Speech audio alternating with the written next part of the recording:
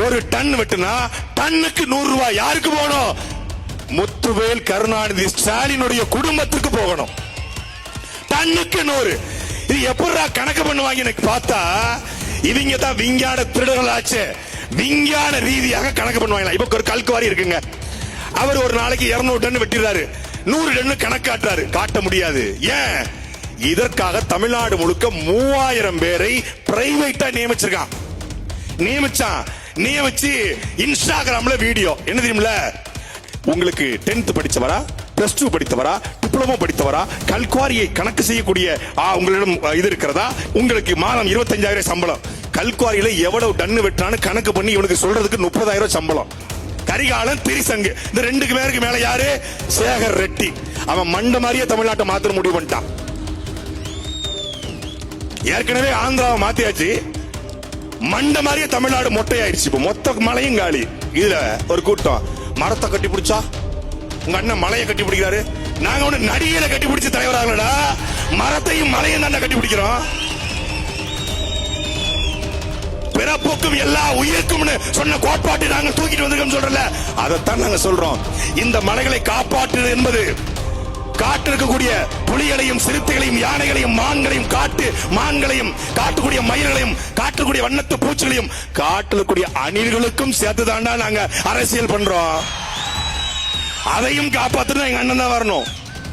குட்டி குஞ்சான்ஸ், அணில் குஞ்சிஸ், கொஞ்சம் கூகுள்ல போய் சர்ச் பண்ணி பாரு. ஆப்பிரிக்காவினுடைய சீமான் என்று இணையதளத்திலே நீ தேடிப்பாரு. அவர் என்ன ஸ்டாலின் அப்பாங்கிறாரு, உதயநிதிய தம்பிங்கிறாரு, செந்தில் பாலாஜி தம்பிங்கிறாரு, விஜய தம்பிங்கிறாரு. டேய், தப்பு பண்ணவை எவ்வளவு கொம்பனா இருந்தாலும் அண்ணன் சீமான் ஆட்சிக்கு வந்தா வீரப்ப என்ன பண்ணாரோ அதுதான்டா நடக்கும் சொல்றான் சில பேர். தங்கத்தை விட்டுட்டோம், வைரத்தை விட்டுட்டோம், தங்கத்தை விட மாட்டேன். யாரு வைரம் யாரு தங்கம்? எப்ப நான் உன்னைய சொன்னேன்? கருப்பா சுருட்ட முடி வச்சவரை குள்ளமா பாத்திரிக்கலான்னு அண்ணன் சிங்கமுத்து கேப்பாரு. கருப்பா செகுப்பா கட்டையா சுருட்ட முடி வச்சு பாத்தீங்க? பாக்கல, தெரியாது. எவ்வளவு செலவு பண்ணோம்டா தெரியாதுன்னு சொல்லிட்டாங்கிற மாதிரி இவரை தங்கம்ங்கிறது. இவரை நான் கேரியரோட உச்சத்தை ஓதிட்டு என்ன உச்சம்? டேய், நாங்க தாண்டா யூடியூபோட உச்சம், எங்க அண்ணன் தாண்டா அரசியலோட உச்சம், நீ ஒரு சொச்சம். கல்வெட்டுகளை பார்த்தால் தமிழருடைய வரலாறு தெரியும். இந்த கல்லை வெட்டியதை பார்த்தால் திருட்டு திராவிடருடைய வரலாறு தெரியும். தமிழ்நாட்டிலே அதிகமாக கன்னியாகுமரியில் தான் மலைகள் வெட்டப்படுவதாக மரியாதைக்குரிய சகோதரர் சீலன் சொன்னார். திருநெல்வேலிக்காரங்களும் அதான் சொல்றாங்க, தென்காசிக்காரங்களும் அதான் சொல்றாங்க, மதுரைக்கு போனாலும் அதான் சொல்றாங்க, தர்மபுரியில கேட்டா தம்பிமார்களும் அதான் சொல்றாங்க. தமிழ்நாட்டிலே அதிகமாக கனிம வளங்கள் வெட்டப்படுகிற மாவட்டம் தர்மபுரி என்று. அப்பதான் தெரியுது 38 மாவட்டத்திலையும் இது அதிகமாக வெட்டப்படுகிறது. ஏன் வெட்டுறான் அப்படின்னு கேள்வி இருக்குல்ல. நம்மை பல மன்னர்கள் ஆண்டிருக்கான், பல படையெடுப்புகள் நிகழ்ந்திருக்கிறது. அரபியர்கள் ஆண்டார்கள், மராட்டிய மன்னர்கள் ஆண்டார்கள், தெலுங்கர்கள் ஆண்டார்கள். 350 ஆண்டு காலம் வெள்ளைக்காரர்கள் ஆண்டார்கள். வெள்ளைக்காரன் 350 ஆண்டுகள் ஆண்டு வெட்டப்படாத மலைகளை 50 ஆண்டுகளில் இந்த திராவிட கொள்ளைக்காரர்கள் அள்ளிட்டு போயிட்டான். நீங்க கண்ணை திறந்து பாருங்க, 1500 கிலோமீட்டர் இருக்கிற மேற்கு தொடர்ச்சி மலை கிட்டத்தட்ட 500 கிலோமீட்டர் தமிழ்நாட்டிலே இருக்கிறது. அரபிக்கடலுக்கு இணையாக மேற்கு தொடர்ச்சி மலை இருக்கிறது. இதை கேட்டதற்குத்தான் என் மீது வழக்கு, இதை கேட்டதற்குத்தான் என் மீது குண்டர் சட்டம். இதுதான் மேற்கு தொடர்ச்சி மலை. இந்த பக்கம் கேரளா, இந்த பக்கம் தமிழ்நாடு, இந்த பக்கம் வெட்டப்படாத மலை இந்த பக்கம் ஏன் வெட்டப்படுது? ஏன்னா அந்த கேரளாவை நல்ல மலையாளிக்கும் மலையாள தகப்பனுக்கும் பிறந்த அந்த மண்ணையும் மக்களையும் உயிராக நேசிக்கிற ஒரு மலையாளி ஆண்டு கொண்டிருக்கிறார். இங்கே ஒரு கொலையாளி ஆண்டு கொண்டிருக்கிறார். அவ்வளவுதான் வித்தியாசம். இத நான் எங்க அண்ணன் மொழியில தக்கலையில பேசுனதுக்கு தான் வழக்கு. இப்ப கொஞ்சம் டீசெண்டா பேசியிருக்கேன். கொஞ்சம் மக்கள் மொழியில பேசுறதுக்கு வழக்கு போட்டாங்க. வழக்கு போட்டு 5 வருஷம் ஆச்சு. நானும் குண்ட சட்டத்தில் வெளியே வந்து 4 வருஷம் ஆச்சு. மலைகள் வெட்டுறது நின்றுச்சா? கன்னியாகுமரியிலிருந்து ஒரு நாளைக்கு 1500 லாரிகள் செல்கிறது. தென்காசியிலிருந்து ஒரு நாளைக்கு 700 லாரிகள் செல்கிறது. தேனியிலிருந்து ஒரு நாளைக்கு 800 லாரிகள் செல்கிறது. தர்மபுரியில 1000 லாரிகள். யார் வெட்டுறது? எந்த கல்குவாரிகளுக்கும் இங்கே அனுமதி கிடையாது. 1700 கல்குவாரிகள் தமிழ்நாட்டில் இருக்கிறது. ஒரு கல்குவாரிக்கு கூட அனுமதி கிடையாது. அப்ப எப்படி வெட்டுறான்? டன்னுக்கு 100. ஒரு கல்குவாரியில ஒரு டன் வெட்டுனா டன்னுக்கு 100 ரூபாய் யாருக்கு போகணும்? முத்துவேல் கருணாநிதி ஸ்டாலினுடைய குடும்பத்துக்கு போகணும். டன்னுக்கு 100. இது எப்படா கணக்கு பண்ணுவாங்க எனக்கு பார்த்தா, இவங்க தான் விஞ்ஞான திருடர்கள் ஆச்சு. விஞ்ஞான ரீதியாக கணக்கு பண்ணுவாங்க. இப்ப ஒரு கல்குவாரி இருக்குங்க, அவர் ஒரு நாளைக்கு 200 டன் வெட்டிடுறாரு, 100 டன் கணக்காட்டுறாரு. காட்ட முடியாது. ஏன்? இதற்காக தமிழ்நாடு முழுக்க 3000 பேரை பிரைவேட்டா நியமிச்சு இன்ஸ்டாகிராம்ல வீடியோ. என்ன தெரியுமில்ல, உங்களுக்கு 10th படிச்சவரா, +2 படித்தவரா, டிப்ளமோ படித்தவரா, கல்குவாரியை கணக்கு செய்யக்கூடிய உங்களிடம் இது இருக்கிறதா, உங்களுக்கு மாதம் 25,000 சம்பளம், கல்குவாரியில எவ்வளவு டன்னு வெட்டான்னு கணக்கு பண்ணி இவனுக்கு சொல்றதுக்கு 30,000 சம்பளம். இத சாட்டையில போட்டு துண்டு துண்டா உடைச்ச உடனே அந்த ப்ராஜெக்ட் க்ளோஸ். இப்ப என்ன பண்ணிருக்காங்கன்னா, ஒரு கல்குவாரி ஓடணும்னா கண்டிப்பா கரண்ட் தேவை, மின்சாரம் தேவை. அப்ப மின்சாரம் எவ்வளவு இயங்குது அப்படின்னு பார்த்து எவ்வளவு கல்லு வெட்டிருக்கான்னு கண்டுபிடிப்பாங்க. இதற்கு தமிழ்நாட்டில் கனிம வள இயக்குனர்கள் ஒரு கல்குவாரிக்கு போறது, எவ்வளவு மீட்டர் யூனிட் மின்சாரம் ஓடிருக்கு, 100 யூனிட் ஓடிருக்கு, அப்பன்னா நீ 200 டன் கல்லு வெட்டிருக்க, அப்ப நீ காசு கொடு. ஏ அப்பா, உலகத்துல இவங்கள மாதிரி சிந்திக்கிற அறிவாளிகள் எங்கேயும் பார்க்க முடியாது. திருடுவதுல மின்சாரத்தை கணக்கு பண்ணி டன்னுக்கு 100 வாங்குறான். இப்படி இந்த தேர்தலுக்குள்ள 2000 கோடி வசூல் பண்ண வேண்டும் என்று யார்ட்ட ஒப்படைச்சிருக்காங்க? திரிசங்கு அப்படின்னு ஒரு நபர்ட்ட ஒப்படைச்சிருக்காங்க. திரிசங்கு வட மாவட்டம். தென் மாவட்டம் யாரு? ஏற்கனவே கடந்த 10 ஆண்டு காலமாக ஒட்டுமொத்த கனிம வளத்தையும் கொள்ளையடித்த, அன்னைக்கு ஆத்துக்கு நடுவே அணையை கட்டினான் என் பாட்டன் கரிகாலன். இன்னைக்கு தமிழ்நாட்டுடைய அத்தனை மலைகளையும் உடைச்சுக்கான் இந்த திருட்டு கனிம வள கொள்ளையன் கரிகாலன். திரிசங்கு. இந்த 2 பேருக்கு மேல யாரு? சேகர் ரெட்டி. அவன் மண்ட மாதிரியே தமிழ்நாட்டை மாத்திர முடிவு பண்ணிட்டான். ஏற்கனவே ஆந்திராவை மாத்தியாச்சு, மண்ட மாதிரியே தமிழ்நாடு மொட்டையாயிருச்சு. இப்ப மொத்த மலையும் காலி. இந்த ஏப்ரலுக்குள்ள 2000 கோடி கல்குவாரியில சம்பாதிக்கணும் முடிவு பண்ண தமிழ்நாட்டில் மயிலா மிஞ்சும்.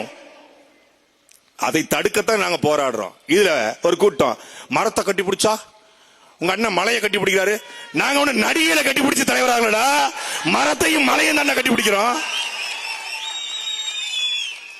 பிறப்புக்கும் எல்லா உயிருக்கும் சொன்ன கோட்பாட்டை நாங்கள் தூக்கிட்டு வந்திருக்கோம் சொல்றல, அதைத்தான் நாங்க சொல்றோம். இந்த மலைகளை காப்பாற்றுவது என்பது காட்டு இருக்கக்கூடிய புலிகளையும் சிறுத்தைகளையும் யானைகளையும் மான்களையும் மான்களையும் காட்டுக்கூடிய மயில்களையும் காட்டுக்கூடிய வண்ணத்து பூச்சிகளையும் காட்டுக்கூடிய அணில்களுக்கும் சேர்த்துதாண்டா நாங்க அரசியல் பண்றோம். அதையும் காப்பாற்ற எங்க அண்ணன் தான் வரணும். ஒரு திருட்டு கூட்டம் விஞ்ஞான ரீதியாக திருடுகிறது என்பதை சொல்வதற்குத்தான் உங்கள் பிள்ளைகள். இதை பேசலாம். இதை இந்தியாவில் யார் பேசுவா? இதை பேசினால் ஆட்சி வர முடியுமா? இதை பேசினால் தேர்தலில் வெல்ல முடியுமா? வளங்களை பேசினால், மலைகளை பேசினால் அதிகாரத்தை பிடிக்க முடியுமா என்று கேட்கிறான். டேய், தமிழ்நாட்டுக்குள்ள மட்டுமே தெரியாதீங்கடா, அடுத்த படம் என்ன வரும்னு பார்க்காதீங்கடா, 2026 தேர்தல் நோக்கி தெரியாதீங்கடா, கொஞ்சம் கூகுள சர்ச் பண்ணி பாருங்கடா. கூகுள மத்திய அமெரிக்காவில் ஒரு நாடு இருக்கிறது. மத்திய அமெரிக்காவில் 2015 வரைக்கும் ஒட்டுமொத்தமான உலகத்திலேயே அதிக கொலைகள் நடந்த நாடு. அந்த நாட்டுக்கு செல்வதற்கு ஒருத்தரும் கூட துணிய மாட்டான். வட அமெரிக்கா சொல்லிருச்சு, நாட்டுக்கு போகாத, உனக்கு பாஸ்போர்ட் கிடையாது, விசா கிடையாதுன்னு. கனடா சொல்லிருச்சு, அந்த நாட்டுக்கு செல்லாதே என்று. மத்திய அமெரிக்காவில் கூடிய எல் சால்வடார் என்கிற நாடு 2015 நடக்கிற ஒரு நகராட்சி தேர்தலில் யாரு போட்டிடுறா? ஒரு இயக்குனர் போட்டி போடுறான். போட்டி போட்டு மேயர் தேர்தலில் நகராட்சி மேயர் ஆயிடுறான். மேயர் ஆன உடனே அவன் அதுக்கப்புறம் தான் சுயேட்சை ஒரு கட்சி ஆரம்பிக்கிறான். கட்சி ஆரம்பிச்சு அங்க ஏற்கனவே ஆண்டு கொண்டிருக்கிற கட்சியில போய் கூட்டணி வைக்கலாம்னு பேசுறான். ஐயா, நம்ம வந்த உடனே இந்த கொள்ளக்கார கும்பலெல்லாம் பிடிச்சு உள்ள போட்டுட்டு நாம அதிகாரத்தை கைப்பற்றலாம்னு சொல்றான். இல்ல, வாய்ப்பே இல்ல. இந்த நாட்டை நடத்துவதே கொள்ளக்காரன் தான், கொலகாரன் தான். அவனை கைது பண்ணு சொன்னா ஒருத்தன் கூட ஓட்டு போட மாட்டான்னு சொல்றான். ஆனாலும் தொடர்ச்சியா பரப்புரை செய்யறான். நான் வந்தால் என் வளங்களை காப்பேன், நான் வந்தால் இந்த கொள்ளக்கார கும்பலை சிறைப்படுத்துவேன் என்று பேசுகிறான். 2019 தேர்தல் 51 விழுக்காடு வாங்கி நாட்டினுடைய அதிகாரத்தை கைப்பற்றுகிறான். 6 மாதம் என்ன பண்றானே தெரியல. ஒரே விமர்சனம் யூடியூப்ல, அங்க இருக்கக்கூடிய பேஸ்புக்ல, சோசியல் மீடியா திட்டா, என்னடா ஆட்சிக்கு வந்த 6 மாசம் சைலண்டா இருக்குன்னு. அந்த 6 மாசத்துல நாட்டினுடைய தலைநகர்ல இருந்து 80 கிலோமீட்டர்ல வட மத்திய அமெரிக்காவிலே மிகப்பெரிய சிறைச்சாலையை, 80,000 பேர் இருக்கக்கூடிய சிறைச்சாலையை கட்டி முடிக்கிறான். அந்த சிறைச்சாலையில தொலைபேசி கிடையாது, சிறைச்சாலைக்கு மனு கிடையாது, இணையதள வசதி கிடையாது, வைஃபை கிடையாது, சேட்டலைட்ல கூட அந்த இணையதள அந்த சிறைச்சாலையை கண்டுபிடிக்க முடியாத அளவுக்கு கட்டி முடிக்கிறான். கட்டி முடிச்சு ஒரு நாள்ல உத்தரவு, நாட்டில் கூடிய அத்தனை கொள்ளக்காரையும் பிடிச்சு ஜெயில போடுறான். 80,000 பேர் கைது செய்யப்படுறான். அத்தனை பேரும் செந்தில் பாலாஜி, ஏவா வேலு, உதயநிதி ஸ்டாலின், பல பெரிய கருப்பன்கள் எல்லாம் உள்ள போறாங்க. மலமுழங்கி மகாதேவன்கள் உள்ள போறாங்க. அங்க கலவரம் அடிக்கிறான். ஒண்ணு மண்ல சொல்றான், இதுவரைக்கும் கொள்ளையடிச்சத கொள்ளையடிச்சிட்ட, என் நாட்டினுடைய வளங்கள் என் மக்களுக்கு சொந்தம் என்று அறிக்கைப்படுறான்.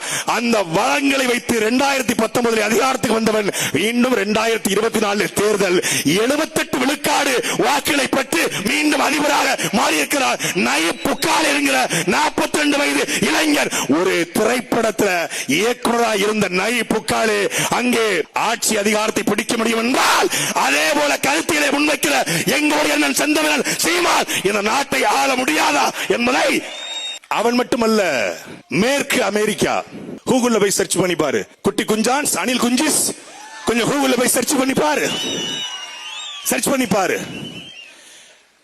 ஆப்பிரிக்காவினுடைய சீமான் என்று இணையதளத்திலே நீ தேடி பாரு. இப்ராஹிம் ட்ரோடே, புர்கினோ பாசோ என்கிற ஒரு நாடு, இதே போலதான். அங்க அவன் என்ன பண்ணானோ அதே மாதிரிதான். வைரம் கொட்டி கிடக்குது, வளங்கள் கொட்டி கிடக்கிறது. என்ன பண்றான் அமெரிக்கா, மேற்குலக நாடுகள் அதை சந்தை போல பயன்படுத்துகிறது. 2022 மிகப்பெரிய ராணுவ புரட்சி செய்த அதிகாரத்தை கைப்பற்றுகிறார் இப்ராஹிம் ட்ரோடே. வந்தவர் என்ன சொல்ற, டேய் என் வளங்கள் என் மக்களுக்கு சொன்ன அறிகிறான். ஒரே நாள் இன்னைக்கு கத்துறான், கதறான். ஐநா ஐயோ மனித உரிமை மீறல், ஐயோ இது பாசிசம், ஐயோ இது ராசிசம், போட என் வெங்காயம்ட்டான்.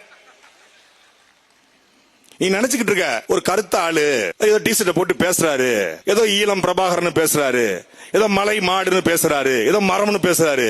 நீ மேடையில பேசுற சீமான தானே பாத்திருக்க, நீ தனியா பேசுற சீமான பார்த்தது இல்லல. அவர் மண்டைக்குள்ள இருப்பதை மட்டும் இறக்கி வச்சா 6 மாசத்தில் ஒட்டுமொத்தமான உலகத்தினுடைய தலை சிறந்த மாநிலமாக தமிழ்நாடு இருக்கும். ஆனா நீ தப்பிச்சு நினைக்கிறத, அவர் ஏதோ உயிர்நயம் பேசுறாரு, பிறப்புக்கும் எல்லா உயிருக்கும், ரொம்ப மனிதநேயவாதி போல இருக்கு. ஒரு என்ன ஸ்டாலின் அப்பாங்கிறாரு, உதயநிதிய தம்பிங்கிறாரு, செந்தில் பாலாஜி தம்பிங்கிறாரு, விஜய தம்பிங்கிறாரு. டேய், தப்பு பண்ணவை எவ்வளவு பெரிய கொம்பனா இருந்தாலும் அண்ணன் சீமான் ஆட்சிக்கு வந்தா வீரப்ப என்ன பண்ணாரோ அதுதான்டா நடக்கும். அதான் நடக்கும். நீ எழுதி வச்சுக்கோ. ஒரு பய தப்பிக்க முடியாது. நீ 10,000 கோடி கரிகாலம் சேர்த்து வச்சுக்கோ, சேகர் ரெட்டி 1,00,000 கோடி சேர்த்து வச்சுக்கோ, வர்றோம்டா தூக்குறோம்டா உங்களை. ஒரு பய இங்க தப்பிக்க முடியாது. எங்க அக்கா கூட சொன்னாங்க, கனிம வளத்தை கொள்ளையடித்தவன் எவ்வளவு பெரிய கொம்பனாக இருந்தாலும் இதே தர்மபுரியில அந்த அதியமான் ஔவையாருக்கு கொடுக்குறாங்கல்ல, அதே இடத்துல உனக்கு ஒரு தட்டை கொடுத்து உட்கார வச்சிருவோம். எறா பிச்சை எடுறா. எங்க அண்ணன் சும்மா மேடையில ஏதோ ஒரு புலித்தேவன் மருதுவாண்டி தீரன் சின்னவளன் பேசாரு, மேடையில பாரி வள்ளல் அதிகமான பேச நினைக்கிறாங்க. நேத்து இந்த வாகனம் இந்த நுழைந்த உடனே சொன்னாரு, டேய் இந்த நாட்டுக்கு பொழைக்க வந்தவன், இந்த நாட்டுல ஏதோ பண்ணி நாட்டை சுரண்டி கொளுத்தவனுக்கெல்லாம் தமிழ்நாடு முழுக்க சிலை, ஆனால் என்னுடைய பாட்டன் அதிகமானுக்கு சிலையை பாடுறா என்று சொன்னாங்க. அண்ணன் வரம்டா தூக்கணும்டா. நீ சீமான சும்மா சாதாரண ஒரு கட்சி தலைவர் நினைச்சிடாத. இந்த இனத்தின் கடைசி நம்பிக்கை செந்தமிழன் சீமான். சொல்றான் சில பேர், தங்கத்தை விட்டுட்டோம், வைரத்தை விட்டுட்டோம், தங்கத்தை விட மாட்டேன். யாரு வைரம் யாரு தங்கம்? எப்ப நான் உன்னே சொன்னேன், கருப்பா சுருட்ட முடி வச்சவர குள்ளமா பாத்திரிக்கலான்னு அண்ணன் சிங்கமுத்து கேப்பாரு.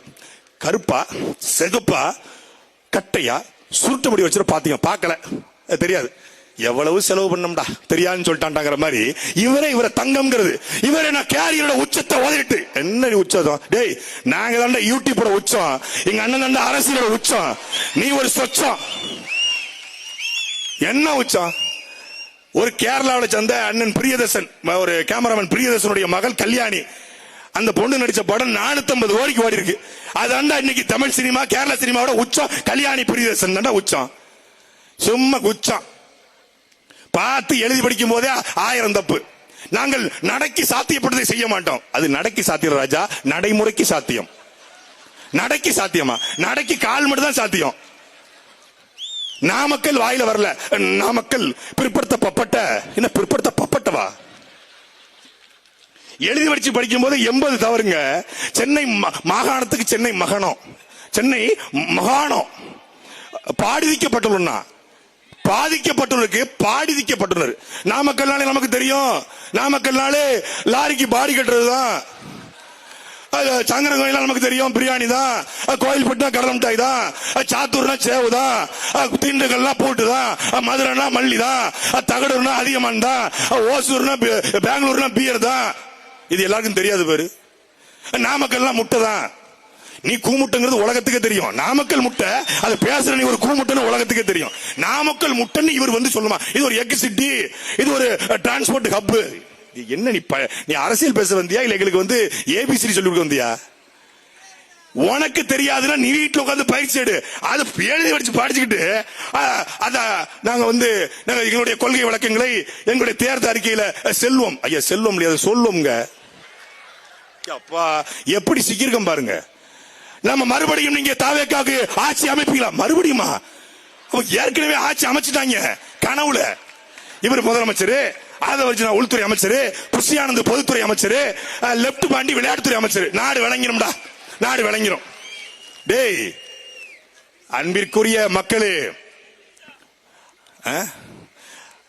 ஒரே ஒரு முறை புரிந்து கொள்ளுங்கள். இந்த ஆட்டம் என்பது தமிழ் தேசிய இனத்தினுடைய வரலாற்றை மாற்றுகிற ஆட்டம். இந்த தேர்தல், இந்த தகடூரில் குடியிருக்கிற மான தமிழர்கள், நாம் உண்மையிலே இந்த மூச்சுக்காற்றை, நம்முடைய வீரப்பனுடைய மூச்சுக்காற்றை, அதிகமானுடைய அவையாருடைய மூச்சுக்காற்றை சுவாசிப்பது உண்மை என்றால், எங்களுடைய மலையை மண்ணை காக்க, இயற்கையை காக்க நிற்கிற செந்தவரன் சீமானை அதிகாரத்துக்கு அனுப்புவோம் என்று சூழ்நிலைகள்.